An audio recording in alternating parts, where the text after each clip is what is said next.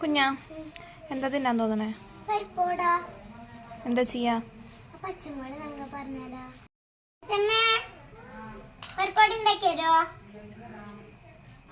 അങ്ങനെ അത് സെറ്റായി. അപ്പോൾ ഞാനും കുഞ്ഞിനും വല്യമ്മയും കൂടെ വെറുതെ ഉമ്മർത്തിരിക്കുകയായിരുന്നു. ചെറിയൊരു മഴയും വരുന്നുണ്ടായിരുന്നു. അപ്പോൾ ഞങ്ങളുടെ കഥകളൊക്കെ പറഞ്ഞിരിക്കുമ്പോൾ ഞാൻ കുഞ്ഞിൻ്റെ അടുത്ത് പറഞ്ഞു എനിക്കൊരു പാട്ട് പാടി തരുന്നു. വേഗം പാടി തന്നു കേട്ടോ.